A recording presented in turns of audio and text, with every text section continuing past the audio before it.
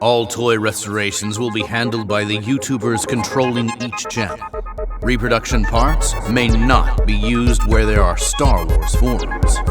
Toy restorers and collectors are available. Toy-polloi has been assigned. Welcome to Toy-polloi.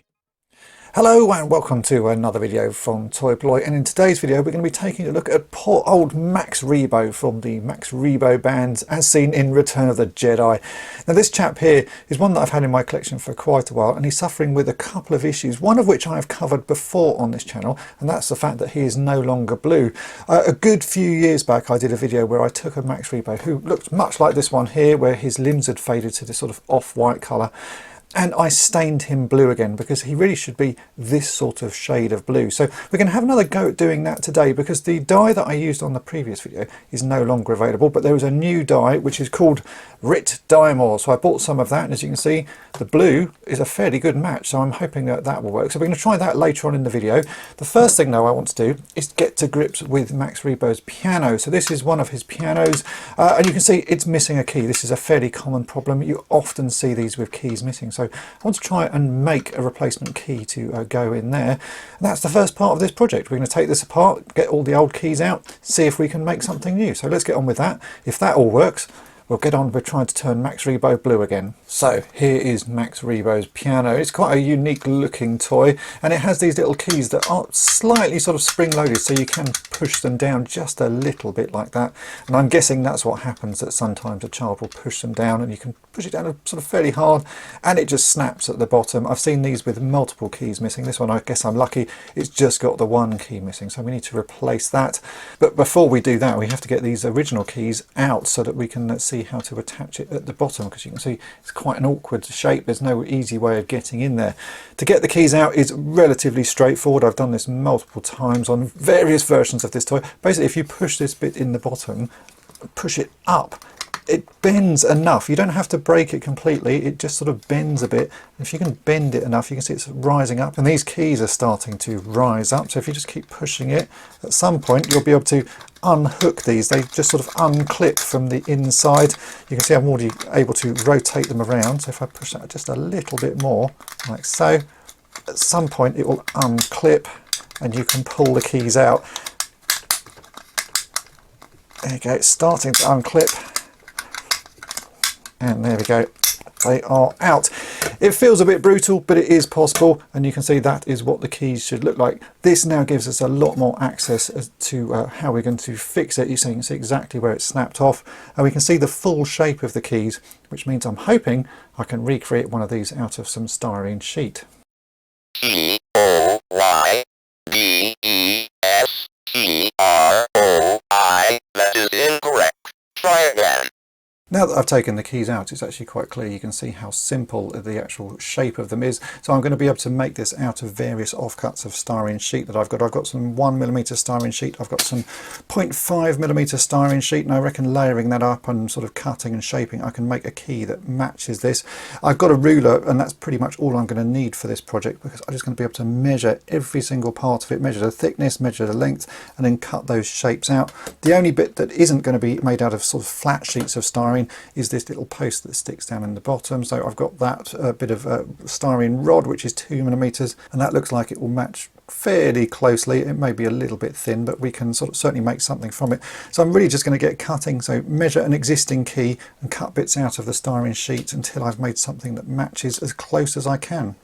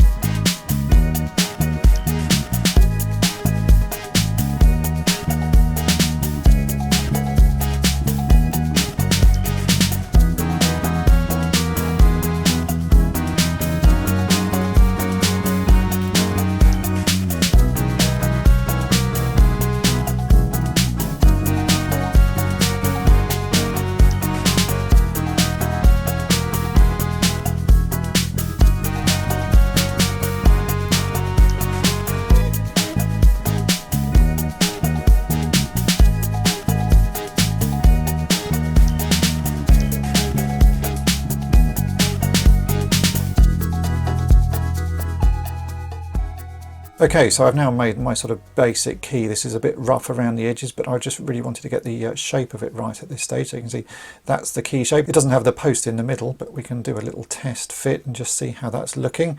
And the overall shape is pretty close. It needs a little bit of fine tuning, so I've got to do some sanding and sort of gentle shaping, but I think that is going to be close enough by the time we've sanded it down. I haven't made the sort of little fitting bit at the bottom, so at the moment this sort of post is too long. But it's a good place to be at. So let's do some final shaping and sanding, and then we'll make the sort of final modifications. We're going to need to cut a little piece out of this so that we can attach this new key, but that shouldn't be too hard to do. But yeah, that's a good start.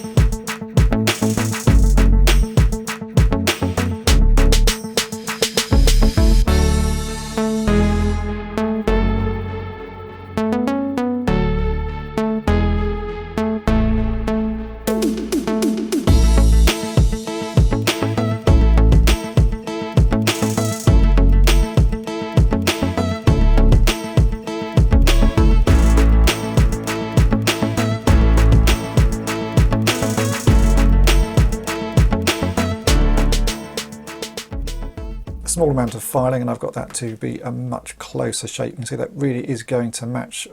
Yeah, I'm going to say it's probably as close as I can get. We now need to put this little post in that goes underneath, so I've just cut a small piece of this 2mm styrene rod, and I'm going to stick that in place.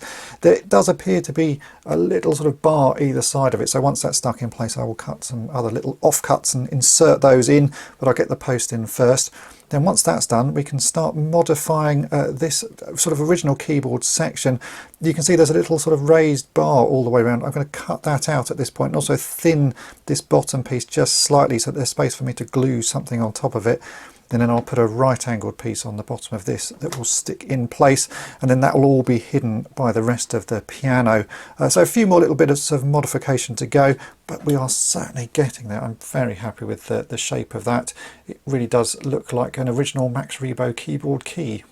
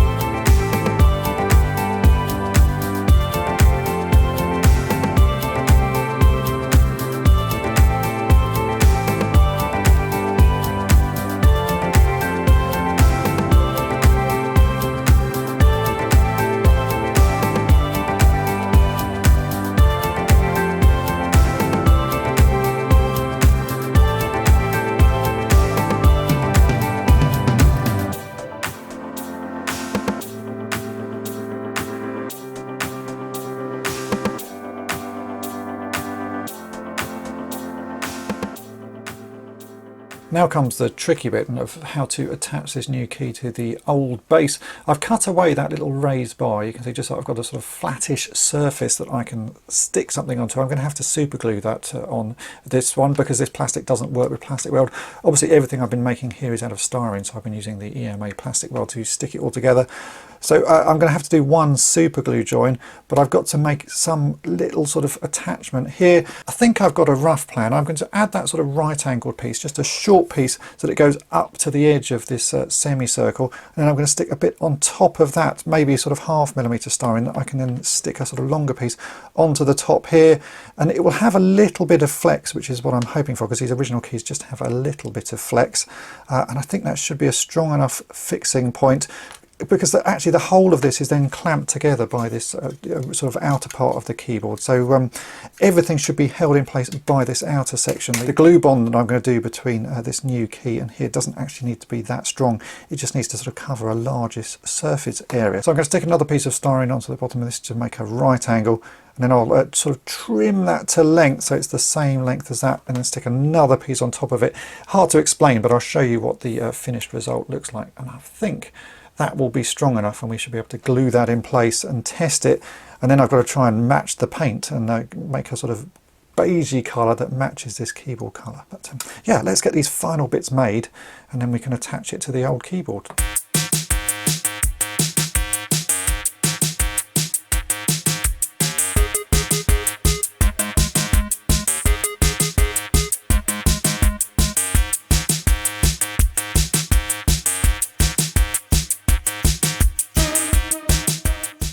Okay, I think we are almost ready to fit this. So this is what I've made for the key. You can see I put a little right angled bit, the same thickness as the vertical poster, but then I've added this 0.5mm piece of styrene just on the top, and that's actually where we're going to fix it. I've modified this piece a little bit more, just taken some more off the top and taken a bit of that rim out. Now this key should fit just snugly on top there, and there'll be enough space to add a little bit of glue, and you can see that is actually quite a good fit. I need to do a little bit more sort of just fine tuning to make sure that it sits at the same height as all the other keys, and then when I glue it I've got to make sure that it's in the right position so there's enough gap between all the keys. But I am very happy with how that is working. It's taken me about 20 minutes to construct this little key, just as I say, from sheets of styrene and sort of careful cutting and careful filing, and yeah, I've got a really very sort of pleasing shape. I think yeah, that is going to be hard to spot. If I can match the paint, that will be very hard to spot. It's the right size and the right shape, and yeah, that's good. So let's glue this one in place. I'm just going to drop a little bit of super glue here and hold that down and try and get it to line up. As I say, it's not going to be the strongest of bonds, but it should do, and it should be perfectly good for display purposes. I think if anyone came and pushed this key multiple times, it's liable to snap off, but certainly for display purposes, that's going to work very well indeed. So yeah, a bit of super glue, we'll get this stuck in, then we can give it a coat of paint and see if I can match this beige colour. Yeah, we'll give it a go.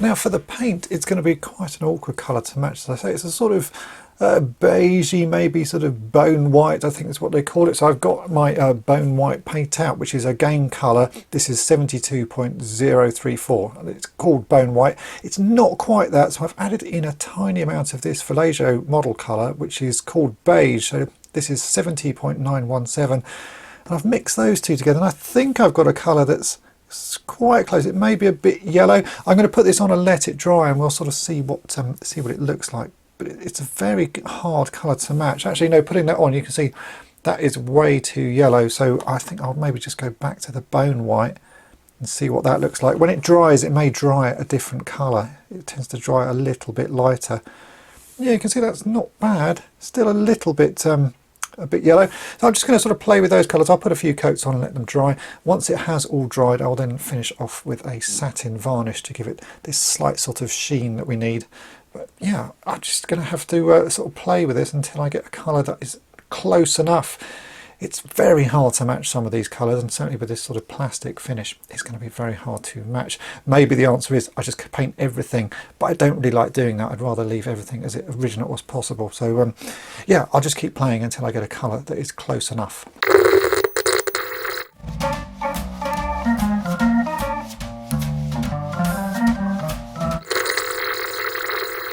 And here's the final key. I've got as close as I think I'm going to get. Actually, it just sort of at a glance, you can just about see it. It is that one there. But I'm very happy really with how that's turned out. It was a fair old mix of colours. I did use this bone colour as the basis. I then added a very, very tiny amount of this beastly brown just to give it a bit of a tinge, because this is slightly off beige really. It just has a slight orange feel to it. Then I added a little bit of white to lighten it up. And then I've added a clear satin top coat to it, and that's the result. It's not perfect, but I don't think most people will even notice that that has been replaced, especially by the time we've got Max Rebo sitting there with his hands on the keys.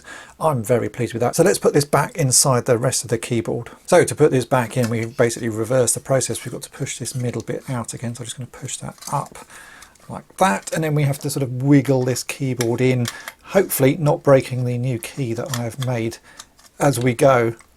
But it should go in, just a little bit of wiggling. There we go. There's a little notch there as well, which lines up once you get everything in place. That's to lock it. And there, that is the new key in. And as you can see, it's really very hard to spot. I don't think most people would notice that at all, actually. In fact, if I bring in Max Rebo and I'll put him in so his hands are sort of sitting over the keys like he should do. Yeah. That is really good. The colour is just slightly darker. Maybe I could have put a little bit more white in that. Maybe I will add that later on. But overall, I'm incredibly happy with how that looks. You would hardly notice that had been replaced. Now we come on to Max Rebo himself, and a very common problem with this chap is all of the blue tends to bleach out of him. So he should be this shade of blue, but his limbs, because they're made of a different plastic, it just sort of fades away over time. And you can see this is a perfect example here. It's all faded away. This guy's a little bit sun damaged as well. Actually, you can see where his hand has rested and the sun has hit the rest of him. So we've got sort of slightly darker patches. And I've previously done a video on dyeing this guy back to blue using some RIT dye, and I got fairly good results. It wasn't a perfect match on colour, but it was still you know, a pretty good shade of blue. That dye is no longer available, but they have got a new one called RIT Dye More, and we're going to be using this today. I've heard other people use this on plastic and it's worked very well. And the colour match, if it is exactly what the bottle shows it to be, is very close indeed. So we're going to be trying this. Now the instructions for dyeing are on the side of this, but this is all about dyeing fabric, and you essentially put this in water, get it up to just below boiling point and put your item in it for a few minutes. You know, the longer it's in, the darker it goes. For plastic, I'm going to use the same sort of technique I did last time, which was do that. So put some of this in some water, get it to close to boiling, drop him in, and just keep checking every few minutes. I've heard that this new dye works an awful lot quicker than the old dye. The old dye, I think I left him in for about 20 minutes. This stuff apparently works incredibly quickly. So we're just going to have to sort of give it a go and see what happens. I have an old saucepan that is not used for anything else. It's just going to be used for dyeing. I'll put some of this in. We'll get it up to just below boiling point. Drop old Max in and see what happens and see how long it takes. Hopefully he'll go to a nice shade of blue like this. All we can do is try.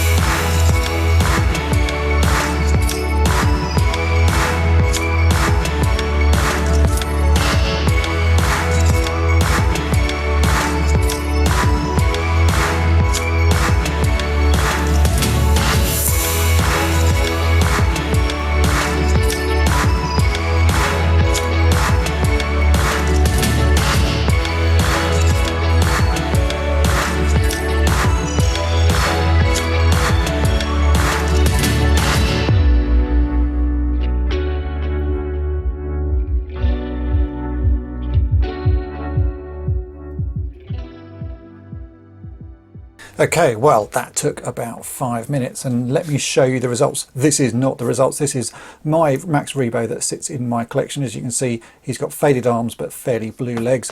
This is the one that I just put in that new Rit Dymore. It took less than 5 minutes. I'm going to say about 3 minutes of just putting him in the dye, mixing it up. And look how blue he has come. Obviously you can still see the yellowing on the front, but if I turn him around, that is really quite remarkable, the tone of blue.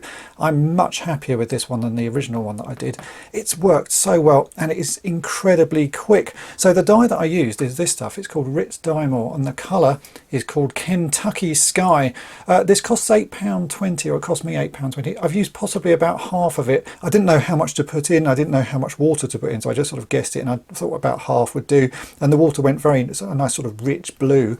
And as you can see, we've ended up with this result. I'm very pleased with that. That's a really nice tone he's gone. And yeah, if he wasn't yellowed, that would be almost perfect. Before I put the toy finally together, I'm just going to repair his eyes. You can see his eyes should be black. They've just been sort of chipped away. So I'm just going to repaint those. And then I think he can go back with his keyboard. So I've managed to repair his keyboard and dye Max Rebo blue again. That's really quite remarkable. I'm very pleased with how that's worked. So if you want to have a go yourself, then this is the stuff to use, Rit Dymore. I can't guarantee that you'll get these same results. This is the only time I've tried it, but on a first impression, that's really impressive. So have a go, see what happens to yours. But as I say, I can't guarantee you'll get the same results, but certainly off this first attempt, it's very impressive. And so there we go, that is it for this video. Max Rebo is now looking really rather nice, considering how he started with a broken keyboard and very bleached out arms. I've now got a really nice displayable version of him. The keyboard, as I say, would take about 20 minutes to make that little key. The colour is not quite spot on, as I say, but I'm really quite happy with it overall. I think by the time you put the figure in, you've got some shadows on it, you'd be hard pushed to spot that.